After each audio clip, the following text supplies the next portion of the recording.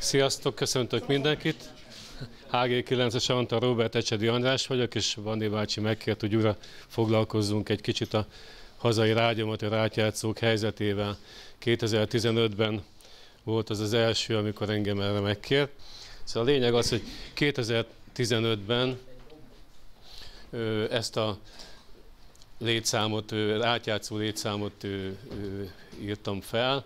Itt akkor 40 vagy 58 darab analóg átjátszó volt, digitálisban meg 16 ebben a felsorolásban. Na, a legfontosabb talán az volt, hogy 2020-ban a Antenna Hungária beintett a rádióamatőröknek, és egy csomó telephelyen megszűnt a lehetőségünk, vagy pedig túl sokba került volna a folytatása, úgyhogy át kellett néhány berendezéssel költözni, vagy meg kellett ezeket szüntetni.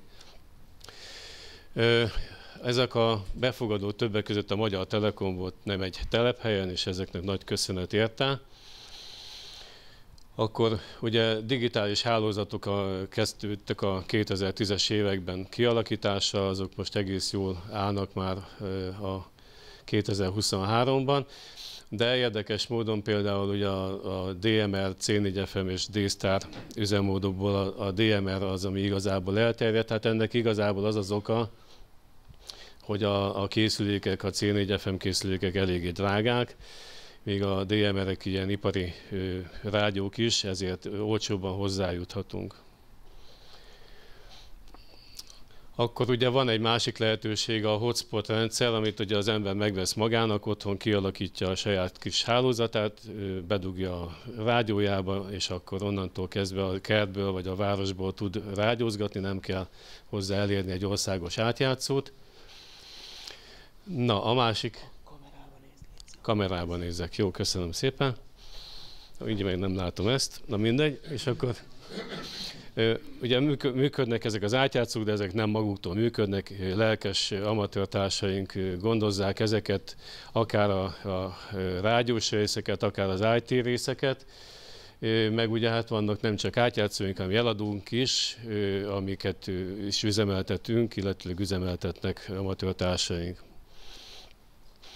A DMR hálózatnak a kialakításában fontos szerep jutott azoknak, akik bevállaltak anyagi támogatást, és így alakulhattak ki a többi telephelyen, vagy elég sok telephelyen a DMR átjátszók. Ezek elég költségesek, több 100 000 forintba kerülnek, 400-500 000 forintba is vannak ezek a rádiók. Több telephelyen, akik segítettek nekünk, illetőleg dolgoztak nem csak a saját kuckójukba, azok itt vannak felsorolva. Hát én egy néhány telephelyen már azért előfordultam. A 2Q Viktor nagyon sokat a szabadidejéből, meg a anyagkészletéből is feláldozott. A 3K Zoli 9MDP, az 5KDL csapata, bár nekik is írtam a fórumon, hogy a levelező listán nem jött tőlük anyag. 8GL Pista, 8LXL, 1DFL, 2IT, na őtőlük se kaptam a Kőrishegyiről semmit, pedig onnan is volt ígéret. Az 5C-en Ivánnal is dolgoztunk több helyen, és az alsó sorban pedig a 9-es körzetbeliek, akikkel a 9-es körzeti átjátszókat próbáltuk egy kicsit gatyába rázni az éven. Lépjünk tovább. Akkor ugye 2Q Viktornak volt egy pár telephely, ahol telepített, illetőleg kijárta a lehetőségeket. Itt látjuk az Alpok alját, ennek a tornya, itt látszik, illetőleg a kültéri regszekrény, az egy ilyen bombabiztos szerkezet. Mehetünk tovább. Hát itt le van írva, most nem fogom részletezni, akit érdekel, majd elolvassa. Ez a Kőszegi hegységben települt 2018-ban, és itt is ott volt a támogatásban a 3KZ meg a Péter. Mehetünk tovább. Öregkovácshegy, ez is 18-as telepítés, aminek van egy érdekessége, hogy aztán, amikor az Antenna Hungária miatt váltani kellett telephelyeket, akkor ez is átköltözött, mehetünk tovább. Ez Tatabányára, mert akkor a Gerecse és a Öregkovácshegy túl közel volt egymáshoz, így átkerült ez a berendezés Tatabányára, és ott látja az amatőröket, mehetünk tovább. Itt van annak az oszlopja, és alatta pedig a berendezés, az oszlopon pedig a antennája. Tovább. Na, itt van a Körishegyi felújítás 2020-ban. Itt ezt a szekrényt is a Viktor kerítette, és a Zsoltival közösen csinálták meg ezt a projektet. Ennek az antennának abból a helyzetéből látszik, hogy nagyjából merre is lát ki. Mehetünk tovább. Hát itt volnának a műszaki paraméterek, ennyit tudtam a 2-es Tamás Olga oldaláról kiolózni, aki egyébként nagyon szépen gondozza a hazai átjátszóknak a naprakészségét. Hát ennél is többre számítottam, de most egyelőre ennyivel be kell érnünk, mehetünk tovább. Galyatető, hát ez egy érdekes történet, mehetünk, Levi. Hát azt is el kellett bontani 2020-ban. Az a baloldali szekrény, az látszik, hogy tele volt cuccokkal, analóg és digitális dolgok is voltak benne, az APRS-től kezdve a D-Staron át. Volt még egy DMR is a falra szerelve, de az átkerült aztán a bontás után kékestetőre. Ott volt lehetőség UHF-en rágyózni, VHF-en ott nem lehetett. Mehetünk tovább. 40 év után ugye itt az elbontás következik, ez május 9-én történt sajnos, menjünk tovább. Ez már a új telephelyen van, ezt a Magyar Telekom biztosította számunkra, ott kaptunk lehetőséget, viszont az antennánk egy nagyon rossz pozícióba kerülő antenna volt, amikor ezt elindítottuk, de igazából az volt az oka, hogy elinduljon, hogy a szlovákok meg a környező országbeliek ne kezdjék használni ezt a akkor felszabaduló frekvenciát. Menjünk tovább. Hát most így néz ki ez a kütyű. Menjünk még egyszer. És akkor csináltunk egy bővítést később a 8G pistáékkal, ugyanis az előző, tehát ez a felállás ez eléggé rossz ellátottságot biztosított, egy 40 méter HSS kábel, egy kis 1,5 méteres antennával, az nem nagy dolog. És a másik dolog, hogy mellette millió mikroantenna, aminek a KF-je persze pont a 140 MHz környéké van, úgyhogy ez ülteti a 2 méteres amatőrsáv vevőjét. Úgyhogy ezért 2023 őszén elkezdtünk foglalkozni, menjünk tovább ezzel a bővítéssel. 2 antennát szereltünk a torony tetejére, az egyik egy 6 méter hosszú CLV antenna, ezt a 6QE Gazi ajánlotta fel. Paramétereit tekintve tudnia kellett volna az amatőrsávot, még mellette feltettünk egy X50-es 1,5 méteres antennát. A kettő egymás mellett a X50 javára billent a mérleg, valamiért vagy nem volt jó az antenna, vagy az LTE zavarta. A lényeg az, hogy nem tudtuk azt üzemben tartani, a 6 méteres le kellett bontani, menjünk tovább. Hát aztán, mivel a vevőantennának kisebb kábelcsillapítása lett, mint az adónak, mert egy 40 vagy egy 7/8-szoros 75 méteres kábel van most felhúzva a torony tetejére, ezért az adó teljesítményét emeltük meg, de csak annyira, hogy ne zavarja a mikrókat, úgyhogy egy 50 wattos végfok lett beépítve, ami 30 watttal sugároz. Menjünk tovább. Hát itt ez le van írva szépen, és hogy kik működtek körben ebben a dologban. A 3KZ, 2QE, 8GL, 8LXL, 5CN, 6QE, 6 IDS, 7 busz és a HG9 AR, menjünk tovább. Kiskőháton 2021-ben, ott eddig egy körsugárzó rendszerünk volt, a torony tetejét használhattuk, egy 40 méteres torony, távközlési torony, de a tetejébe feltelepült egy másik társaság, akik megmagasították a tornyot, így minden antennánkat onnan le kellett szedni. Itt látszik a bontás, illetőleg a torony magasítás része, menjünk tovább. Hát ott is az volt a baj, hogy bárhol nem tehettük az antennát innentől kezdve, mert ott is vannak mikroantennák, úgyhogy a dél-nyugati élen találtunk egy olyan pontot, ahol a 140 MHz-es KF nem zavar, és ezáltal viszont elvesztettük azt az irányt, ami mondjuk Borsod megyének egy része. Ezt meg kellett oldanunk, az Bükszentkeresztről láttuk el, vagy látjuk el a mai napig, és a 2 átjátszó össze van kötve. Hát a 70 centis antennák abban az irányban jól működnek, azokat nem zavarják ezek a mikrók. Mehetünk tovább. Hát ez csak egy példa arra, hogy az antennát, amit feltettünk, hogy időjárás álló legyen, megmerevítettük a torony, vagy a toronyhoz képest a felső egyharmadát, és behangoltuk, hogy pontosan ott menjen, ahol kell. Hát ez itt látszik, hogy a vevő és az adófrekvencia között van gyakorlatilag. Menjünk tovább. Ez a beltér, a Kiskőháti, ott van a szekrényben az analóg két átjátszó.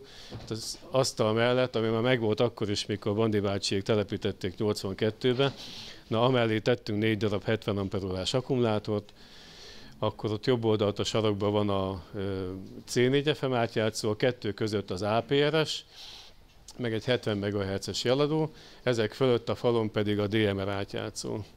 Menjünk tovább. Ez a Bükszent kereszt, ami kiegészíti a Kiskőháti ellátottságot, ott van a jobb oldalt a rádió a szűrővel, ott 3 rádió van, nem 2, mert ugye venni kell a Kiskőháti jelet is. Itt a fák között pedig ott egy 20 méteres torony, annak a tetején van az antennánk, mehetünk. Hát ez annak a telephelynek a mérése, itt fizetünk az áramért, ott van a lakatfogón a fogyasztott áramérték, illetőleg a másik bal oldalon pedig a szignálgenerátor, hogy 122 dBm mínusz 122-re nyitott a rádió, az annyira nem rossz egy ilyen ipari rádiótól. Mehetünk tovább. A sátorerőhely, mehetünk. Itt sokáig, tehát a 2009-ben, mikor átépült a kilátó, akkor nekünk a torony tetején volt egy antennánk, de mivel minden évben kaptunk egy villámot, és évente nem nagyon volt jó már antennát cserélni, ezért lejjebb költöztettünk, de nem volt ez se annyira jó ötlet, mert körbeépítettek ott is mikrókkal minket, úgyhogy itt is megültette a 140 MHz-es mikró a vevőnket, úgyhogy mehetünk tovább. Feltettünk a torony tetejére újra egy olyan antennát, amit a 9 MDP Peti adott, ami valószínűleg bírni fogja a villámokat, elég vastag a fala, ez konkrétan a torony csúcson van. Itt is van egy átjátszó, amit összekötöttünk egy másikkal, a Kiskőháti 70 centivel, annak a jagiát lehet ott látni, az áll a bükk felá. Menjünk tovább.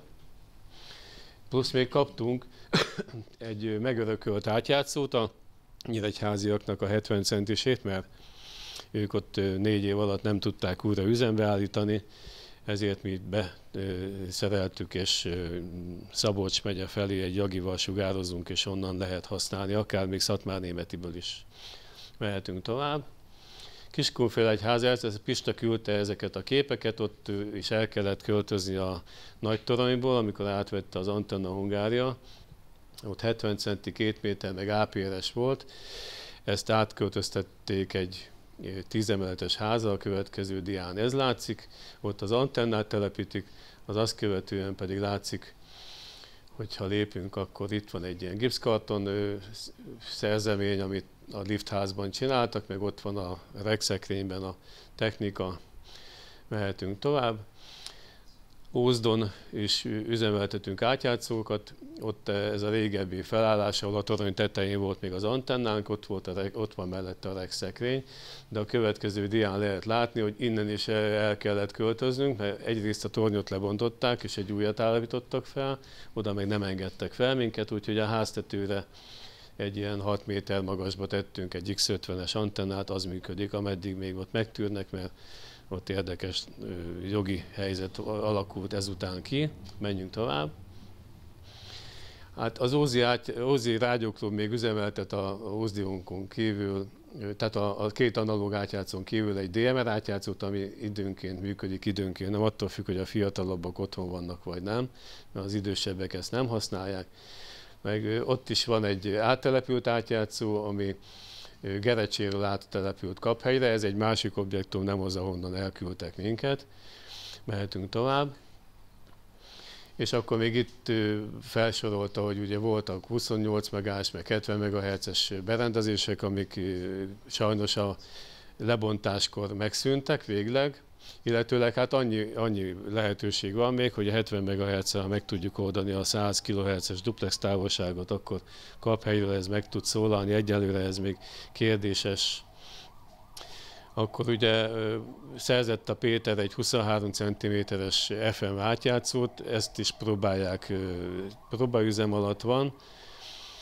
Akkor ugye analóg ATV adás volt korábban, ehelyett digitálisat próbálnak, valamint az APRS átjátszókat akár a 144 MHz-en üzemeltetnek, de kísérletek vannak a LoRa APRS-re is. Mehetünk tovább. Hát ezt most nem fogom itt felolvasni, de itt van egy nagyon jó leírás erről, amit a Normafa műhely oldalról kaptam a Tibitől, és vannak lehetőségek a későbbiekben ennek a bővítésére. Mehetünk még tovább. Hát ez ugyan arról szól gyakorlatilag, úgyhogy ha lesznek fejlemények, akkor majd erről is be lehet számolni. Mehetünk. Na hát itt a 2023-as mennyiségi táblázat, vagy felsorolás, itt 46 darab analóg van, itt 24 és 22 a két sávba, illetőleg vannak olyan berendezések, amik tudnak 3 üzemmódot, a DNM-et, C4FM-et, meg az D-Start is. Ebből van 15 darab, ami csak egy üzemmódot tud, az 4 D-Star, 18 DMR és 11 C4FM, de összesen 48 ilyen berendezés üzemel jelenleg az országban, és azt hiszem, hogy ezzel nagyjából a végére is érünk. Hát ugye 15-ben Bandi bácsi kérte, hogy írjam össze, hogy mik a lehetőségek talán a jövőre. Hát ebből úgy néz ki, hogy a digitális berendezések árainak a csökkenésével az elterjedésük valóban csökkent.